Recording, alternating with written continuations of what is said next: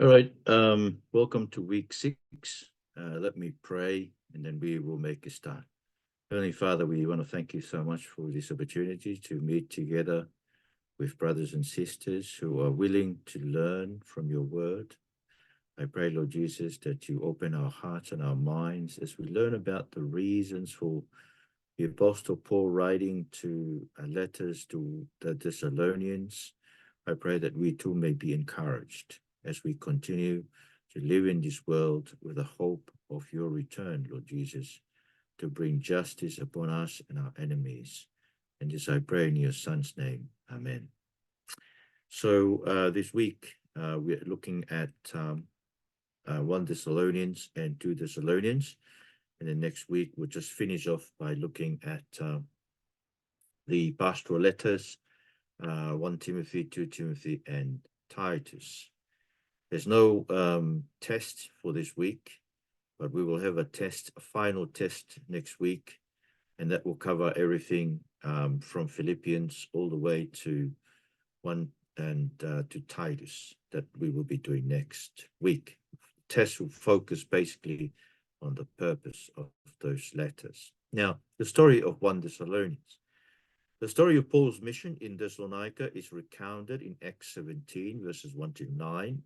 I may read to you really quickly from the NASB. Now, when they had traveled through Amphipolis and Apollonia, they came to Thessalonica, where there was a synagogue of the Jews. And according to Paul's custom, he went to them and for 3 Sabbaths reasoned with them from the scriptures, explaining and giving evidence that the Christ had to suffer and rise again from the dead, and saying, "This Jesus whom I am proclaiming to you is the Christ."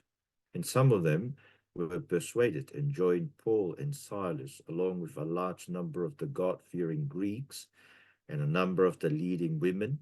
But the Jews, becoming jealous and taking along some wicked men from the marketplace, formed a mob and set the city in an uproar, and attacking the house of Jason, they were seeking to bring them out to the people.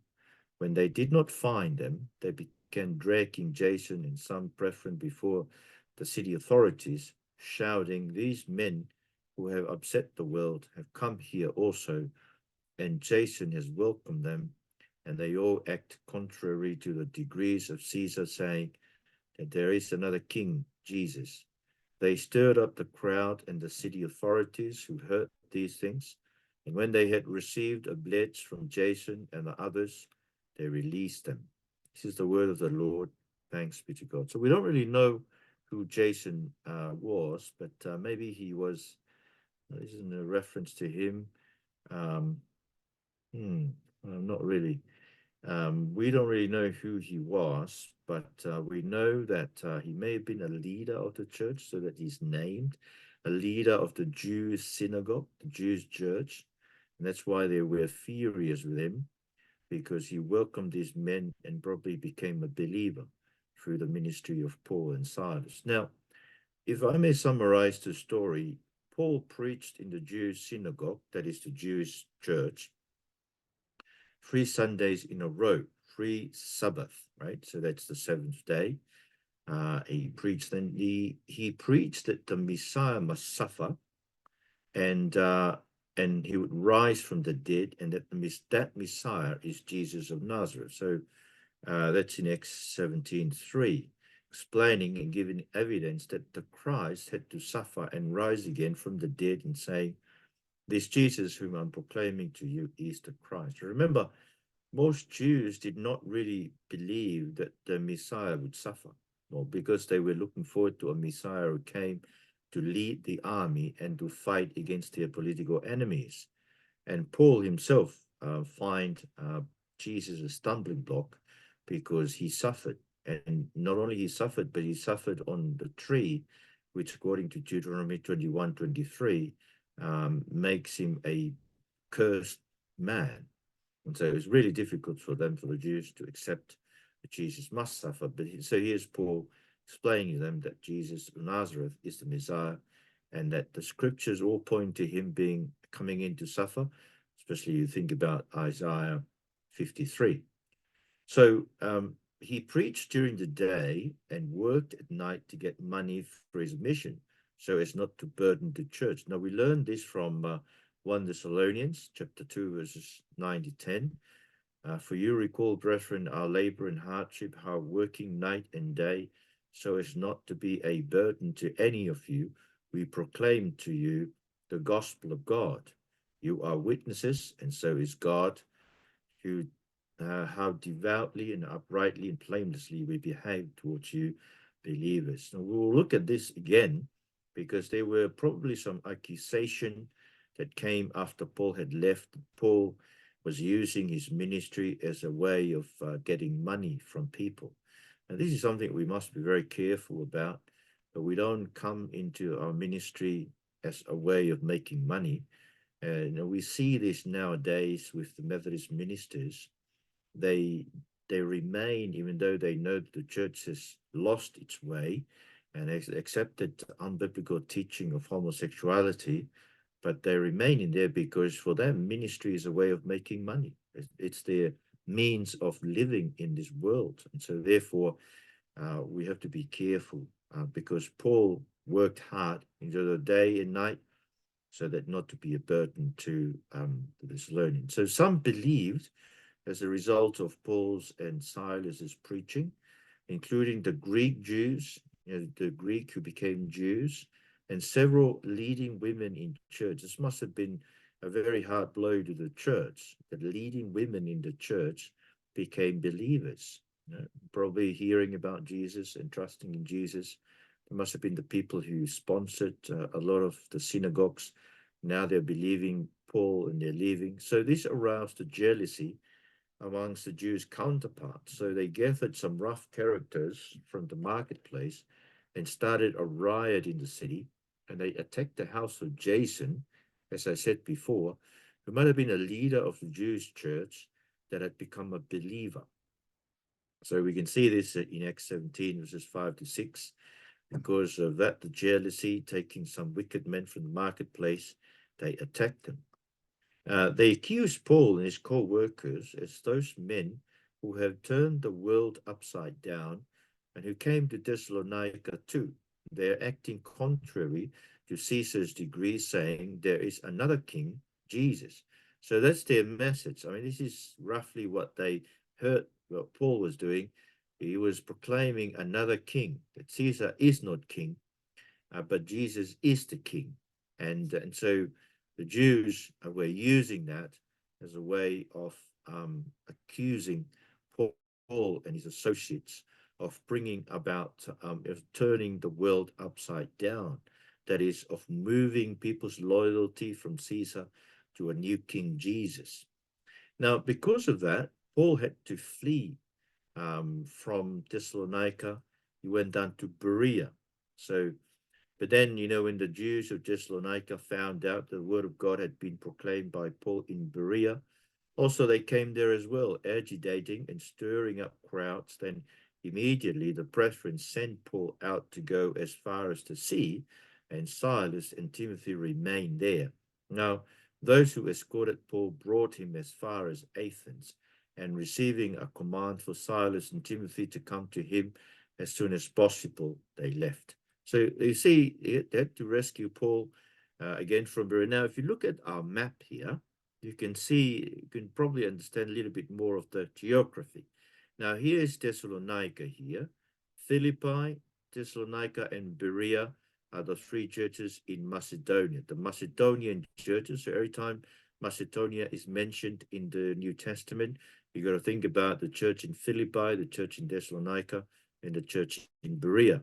So Paul was persecuted here in Thessalonica, preaching the gospel, so he had to flee down here, leaving Timothy and Silas in Thessalonica, because, they're just a young church, and they needed some encouragement. But down there, and then they came down, the Jews came down and persecuted him there too. So he had to flee probably via sea. This is why you see the arrow goes around here and then came back to Athens. And so when Paul reached Athens, he probably missed his two brothers. So he sent back those who escorted him with the message to Timothy and Silas to join him as soon as possible. And we could see that Timothy came with good news, and that's part of the reason why he wrote 1 Thessalonians. Now, he was in Athens, and then he went to Corinth. So this is Achaia. So this is the district of Achaia. So the churches that he started in Achaia was Athens, Corinth, and Cenchreae. Okay, so Corinth, he stayed in Corinth for a year and a half, remember, because God told him to stay there, not to leave. In Acts 18, he was told to stay in Corinth because he's got some people in the city.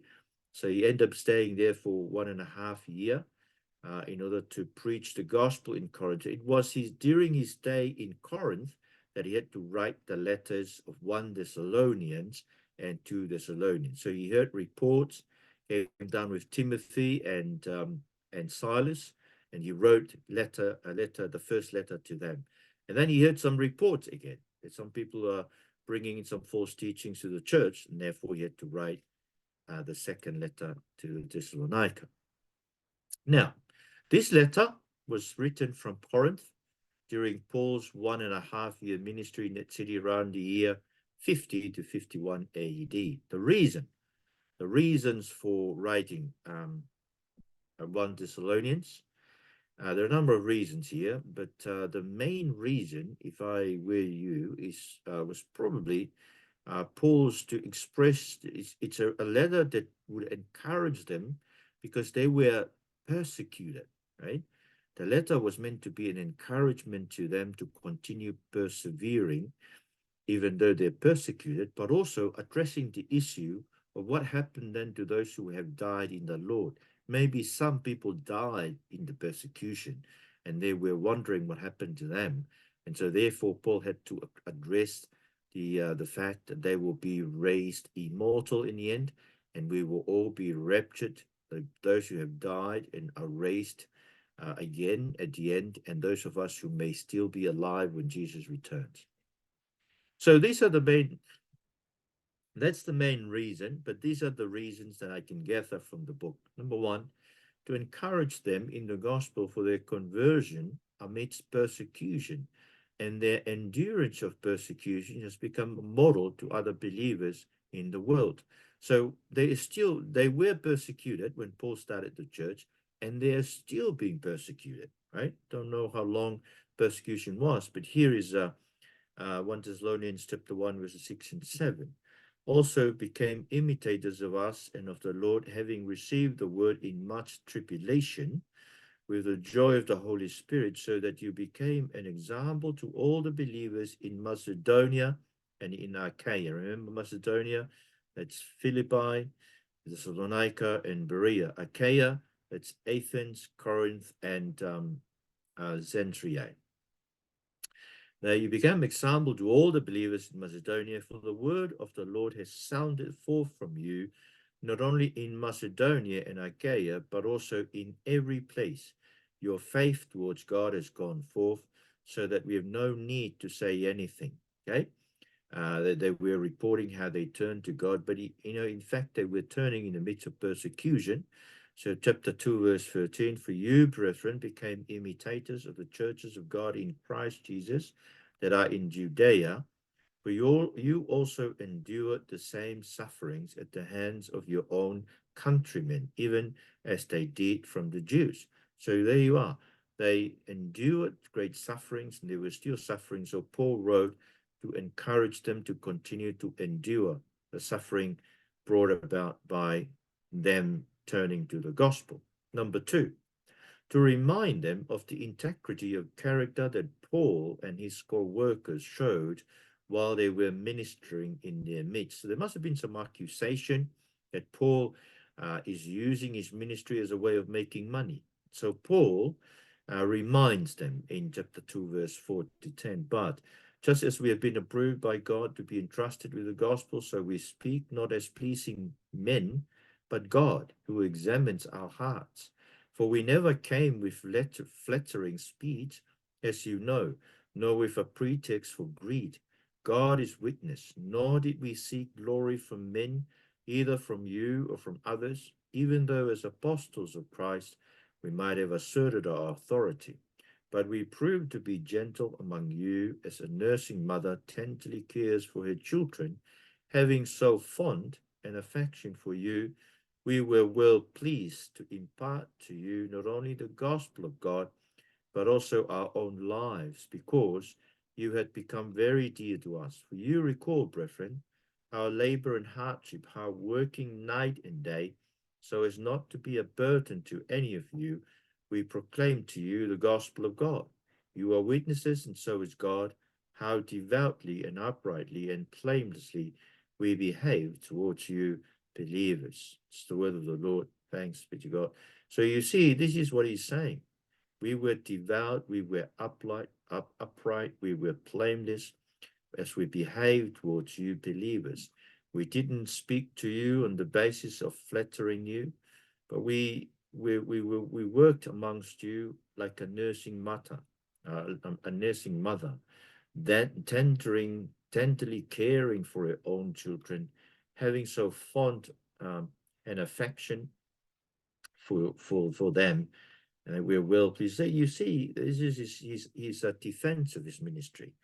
May it be that that all of us, not only present but also future ministers, will be like that. That we will so love the people that we minister to, that they will be like nursing mothers, working and praying and wanting to see them being saved, standing firm in the gospel, and and continuing to grow in the gospel they have received. Number three, not only to encourage them to continue to endure through hardship, and to remind them of the integrity of Paul and his fellow ministers in ministering to them, but also to encourage them towards godliness of life. Now, it's very difficult to be godly when you're persecuted. And here is Paul saying to them, 1 Thessalonians 2:12, so that you would walk in a manner worthy of the God who calls you into his own kingdom and glory. Now, they're already walking in it, and Paul knows that they've been godly. And he wants them to continue to keep growing in that. So here is 1 Thessalonians 4, 1-7. Finally, then, brethren, we request and exhort you in the Lord Jesus that as you received from us instruction as to how you ought to walk and please God, just as you actually do walk, that you excel still more. See, this is the idea. The idea is that to encourage them to excel still more in godliness. For you know what commands we gave you by the authority of the Lord Jesus. For this is the will of God, your sanctification. That is, that you abstain from sexual immorality. Sexual immorality was so widely practiced in the Roman Empire that the Christians must abstain from that. So to abstain from them, they must get married. That each of you know how to possess his own vessel in sanctification and honor, not in lustful passion like the Gentiles who do not know God, and that no man transgress and defraud his brother in the matter, because the Lord is the avenger in all these things, just as we also told you before and solemnly warned you. For God has not called us for the purpose of impurity, but in sanctification. So he who rejects this is not rejecting man, but the God who gives his Holy Spirit to you. Now, as to the love of the brethren, you have no need for anyone to write to you, for you yourselves are taught by God to love one another. You see that even their lives, their love for God is being taught by God to them. For indeed you do practice it towards all the brethren who are in Macedonia, but we urge you, brethren, to excel still more. See, again, not only in godliness, especially sexual immorality, abstaining from sexual immorality, but getting married, but also excelling still more in loving one another, and to make it your ambition to lead a quiet life and attend to your own business and work with your hands, just as we commanded you, so that you will behave properly towards outsiders and not be in any need. This is the word of the Lord. Thanks be to God. So you see, the godliness of believers, especially in facing suffering, is very, very important. Number 4, not only to encourage them to endure, not only to remind them of the integrity of Paul's and his co-workers in their ministry, and to encourage them in godliness. But also, number 4, to know how much Paul desires to be reunited to them, with them, to be reunited with them, but had been hindered. So you see, remember, he had to leave urgently because of the persecution, but he said, "We, brethren, having been taken away from you for a short while in person, not in spirit, were all the more eager with great desire to see your face. For we wanted to come to you, I, Paul, more than anyone, more than once, and yet Satan hindered us. For who is our hope or joy or crown of exaltation? Is it not even you in the presence of our Lord Jesus at his coming?"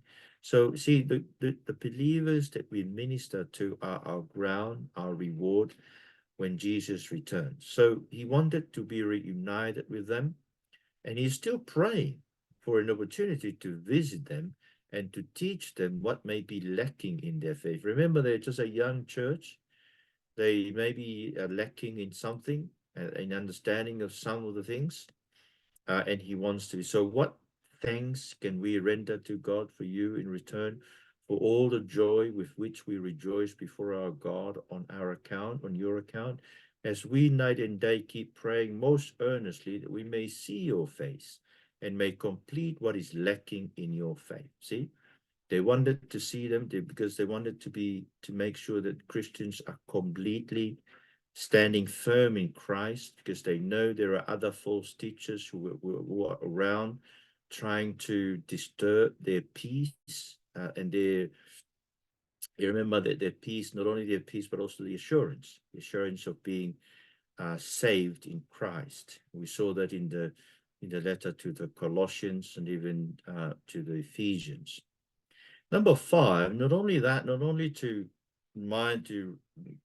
encourage them to persevere, reminded of Paul's integrity, ministry, and even to encourage them in godliness of life, and to tell them, how much Paul desires to see them, but also Paul wants them to know the comfort and joy Paul and his co-workers have in the return of Timothy, with some encouraging words of their standing firm in the faith. So here's 1 Thessalonians 3:8. For now we really live. Let me read from 7.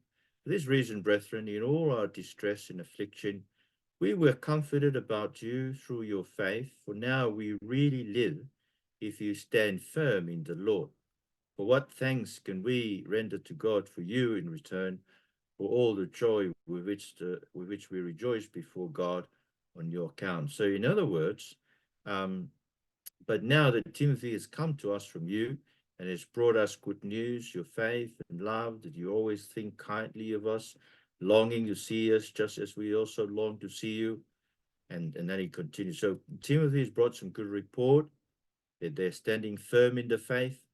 And, for pastors like myself who are distant from congregations like you in Honolulu, even Lopeti in Tonga, it is always a joy that I have of hearing and of seeing that you are standing firm in the gospel of the Lord Jesus Christ. And then lastly, he wanted to explain to them that those who have died in Christ are not lost, but will be raised from the dead before those who would remain until the return of Christ.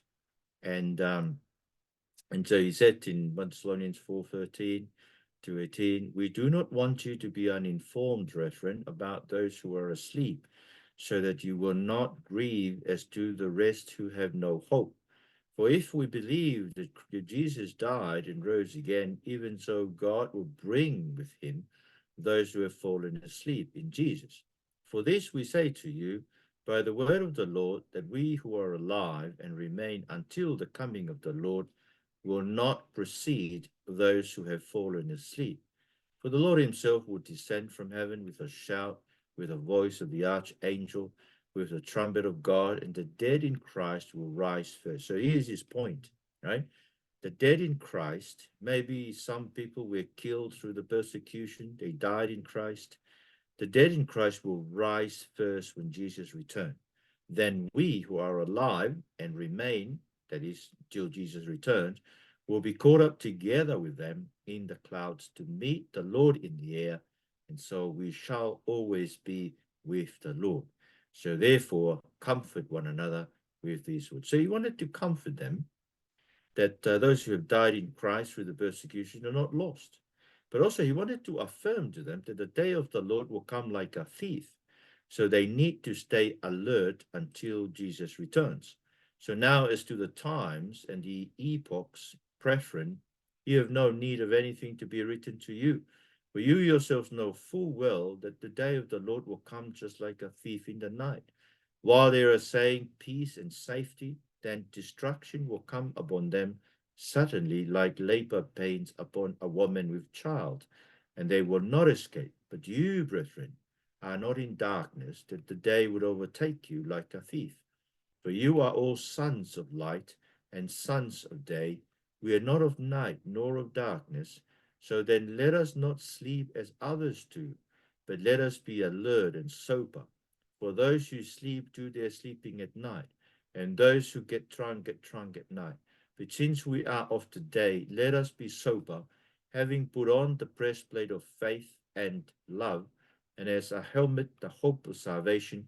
For God has not destined us for wrath, but for obtaining salvation through our Lord Jesus Christ, who died for us, so that whether we are awake or asleep, we will live together with him. So this is the end encouragement. Whether we are awake or asleep, we must live together with Christ in waiting for him to return. So those are the reasons for him writing 1 Thessalonians. So as I said, if I were to ask you, and I will ask you in this for just one main reason, you could just say, well, he was encouraging people who were enduring suffering to continue to endure, and telling them that those who have died in the Lord from the persecution are not lost, because they will be raised immortal when Jesus returns. Now, moving on to the story of 2 Thessalonians. Now, after Paul wrote 1 Thessalonians, he heard of a report that some people had written in his name to say that the day of the Lord had already happened. So here is 2 Thessalonians chapter 2, verse 2. Let me read from verse 1. Now, we request, brethren, with regard to the coming of our Lord Jesus Christ and our gathering together to him. So here, Paul is just saying that when Jesus returned, we will be gathered to him. There is no, you know how there was a movie, a series of a TV series called it was about the rapture, okay? And it says that some will be taken, some will be here, and then there'll be some times to prepare, and then again. No, it's not like that. Jesus returns, and all will happen at once. Those who remain will be lost. Those who will be taken belongs to Christ. That's what will happen when the rapture comes. There's only one rapture. Yeah, I think he's leaving behind or something. Somebody's writing something. Yes, left behind. That's right. That's the one. Thank you very much. That is not so true in accordance with the biblical text, because in the text here we will be gathered to the Lord all at once. See, and so there's only one rapture that we're waiting for. Okay, so here is it where the return, the Lord, the coming of our Lord Jesus Christ and our gathering together to him, that you not be quickly shaken from your composure and be disturbed either by a spirit or a message or a letter, as if from us, to the effect that the day of the Lord has come. So some people had already had written as if they're writing from Paul, saying the day of the Lord had come. You remember, if the day of the Lord had come, that means the resurrection's already happened. We are meant to live enjoying all the blessings of God now. See, that's the implication. If the day of the Lord is already happening, so we're meant to be enjoying all the blessings of heaven here on earth, which is false, isn't it? Because, I mean, they were still undergoing suffering from the persecutions that was happening. Since some people in the church in Thessalonica were convinced that the day of the Lord had already happened, they were lazy to work for food. See, that's what happened. I mean, we're meant to be enjoying we're meant to be in all the blessings of God right now. We're meant to be waking up in the morning and the Lord will provide. And so therefore they did not work. They no longer work for their money. So, but then Paul also heard they were still undergoing persecution, and so needed to encourage them in their stance against the enemy. So Paul had to write to the church in Thessalonica again to resolve these problems, right? This letter was written again, as I said, from Corinth during Paul's stay there for 1.5 years, around the same year, 50 to 51 AD. He may have written 1 Thessalonians in 50. In 51, he wrote 2 Thessalonians. These letters then are the second letters to be written by Paul after the letter to the Galatians. You remember I said some people believe that these were the first letters to be written, but since we have seen what happened in Galatia, in the letter to the Galatians is the earliest letter to be written by Paul, because the issue he addressed there was the earliest issue that faced the church in Jerusalem, that is circumcision, whether believers ought to be circumcised, right? And that's that they called the Council of Jerusalem to discuss that. But Paul wrote, in order, he didn't mention the council in Jerusalem at all when he wrote, so he must have written Galatians before the Council of Jerusalem that resolved that issue, right? So he wrote just to tell the Christians, you don't need to be circumcised. In fact, you're already Christian, you're already saved when you receive Christ, and you're receiving Christ, you're receiving his Spirit, and his Spirit put to death the desires of your flesh in order to produce in you the fruit of the Spirit. There is no law against them. This is a summary of what he says in Galatians, but it's very important to realize it. Now, the reason for writing reasons is there are 4 reasons, but the main reason is just to correct the misunderstanding that the day of the Lord had happened. Okay, that's the main reason. If you want the main reason for writing to this learning, it's that correcting the false teaching, the day of the Lord has returned. So, but firstly, he wanted to encourage believers to continue to endure persecution, since God will bring judgment upon their enemies in the appearance of Christ. So here is 2 Thessalonians 1, verses 48 to 8. Therefore, we ourselves speak proudly of you among the churches of God for your perseverance and faith in the midst of all your persecutions and afflictions which you endure. This is a plain indication of God's righteous judgment, so that you will be considered worthy of the kingdom of God, for which indeed you are suffering. For after all, it is only just for God to repay with affliction those who afflict you, and to give relief to you who are afflicted, and to us as well, when the Lord Jesus will be revealed from heaven with his mighty angels in flaming fire, dealing out retribution to those who do not know God and those who do not obey the gospel of our Lord Jesus. It's the word of the Lord. Thanks be to God. So you see, he's encouraging them to endure, because when Jesus returns, he will bring just justice upon their enemies. But you see, the very fact that they're able to endure suffering shows that they are worthy of the kingdom. You know, when we endure suffering, we don't give way, or we don't give up. That's the affirmation of our assurance that we are worthy of the kingdom of God, that we endured suffering. Okay. Number 2 then is the main reason, to correct the misunderstanding and the false teaching that the day of the Lord had already happened, explaining to them the events that must happen before the appearance of the Lord Jesus. So here is chapter 2, verses 1 to 8.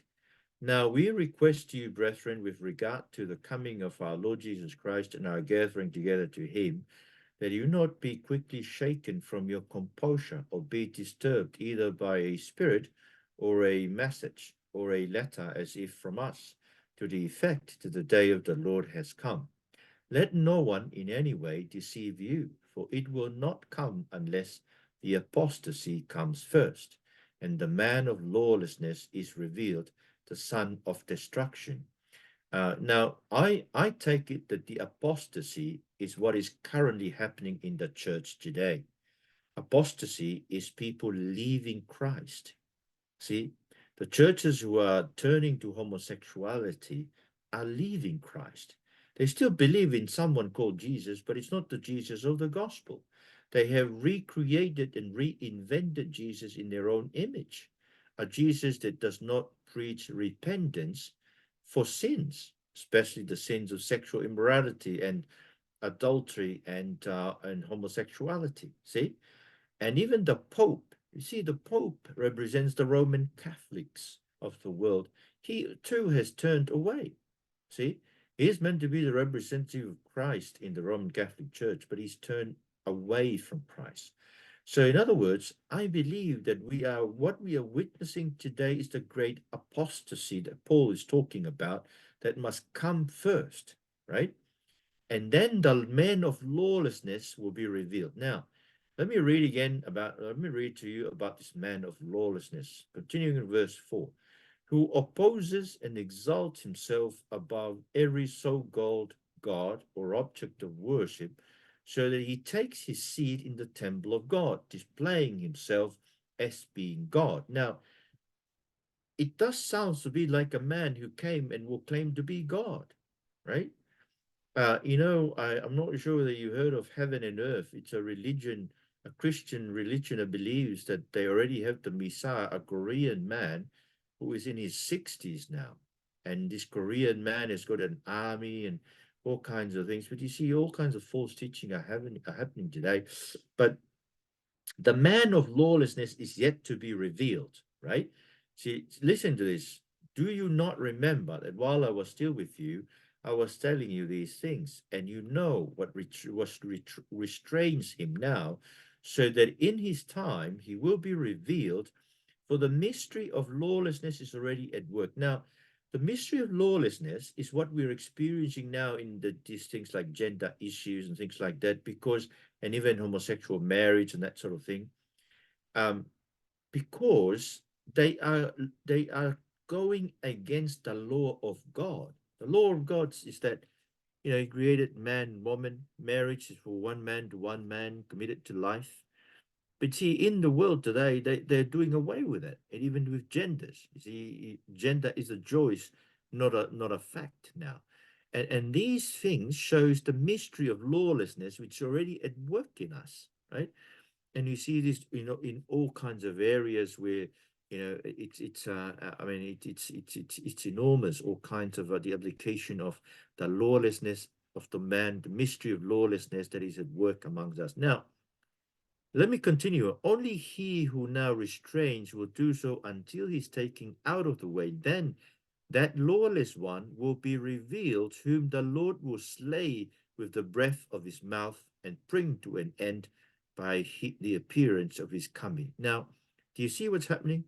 When the man of lawlessness appears, the Lord appears at the same time. So he won't be given a chance to express himself as he would want it to be. But once he appeared, the Lord will appear as well. So they will appear together, the man of lawlessness and the Lord will destroy the man of lawlessness. And then, he will bring about the resurrection and then the rapture and then all that sort of thing that we've been saying that will happen. Now, so that's how he corrected them. First, there will be an apostasy. Then the man of lawlessness will be revealed together with the Lord, who will destroy him. And then the end will come when all the resurrection, the general resurrection will happen. And then the judgment, then the destruction of this old order of creation, and then the coming of the new creation and the new Jerusalem. And I mean, this is how I see the events of the second coming of Jesus will be unfolded, but we shall see. Now, the third reason is to instruct those who didn't want to work for their food to stop being lazy and work for their own food. So we see that in 3:6. Now we command you, brethren, is the same, in the name of our Lord Jesus Christ, that you keep away from every brother who leads an unruly life and not according to the traditions which you received from us. And then if I take you down, so he's talking about them working, setting examples. For even when we were with you, we used to give you this order: if anyone is not willing to work, then he's not to eat either. For we hear that some among you are leading an undisciplined life, doing no work at all, but acting like busybodies. Now, such persons we command and exhort in the Lord Jesus Christ to work in quiet fashion and eat their own bread. So there you are. The reason for us Christians working is so that we may eat. It's why we need to encourage our children like Williami and Sateki and JD to go to work in order to eat. See, if they don't work, Paul says, don't give them anything to eat. See, it's a Christian way of doing things. I think the more we are compassionate with people like that, the more they become lazy. But laziness is not something that we really need to endorse as Christians, right? We work hard in the ministry. We must work hard to get food for ourselves. We need to exemplify that Paul worked hard in order to support his ministry financially. And then lastly, he's encouraging them not to give up doing good. But as for you, brethren, do not grow weary in doing good. Okay? You remember that they're being persecuted, so sometimes it can be very, very difficult to continue on to do good. It's better. It's easier to to revenge, but the Lord says He is the one who will bring vengeance in all things. Now, for next week, we will have a test on week 7. All these books, just the reason for writing them, the dates and the reason for writing them. So I'd expect you to go back to your notes, go back through these lectures. So so it's probably the last week's lecture, this week's lecture, and next week's lecture. We'll test all of that next week in week 7. Lord, we thank you so much for this time together. Let we be encouraged, Lord Jesus, about the expectation of your coming, knowing that you'll bring justice upon our enemies who are slandering us, who are making it difficult for us, who are telling lies, who are misinterpreting our messages. Lord, show that we are worthy of your kingdom through us, persevering and enduring these things. But also, Lord Jesus, help us to be prepared for your coming. I pray, Lord Jesus, that we will not be washed away by the great apostasy that we're seeing in our midst. I pray that you rescue our loving ones, our parents, our grandparents, rescue them, Lord Jesus, from Methodism, because we can see that they're both lost. General United Methodists and even the Global Methodists, they're both lost because they're not living in accordance with your word. So, but I pray that you be with us, Lord Jesus. We'll prepare for next week for the final test. I pray that people will be able to have time to look into these videos and prepare for it. So thank you so much for this time together. Praise in your son's name. Amen.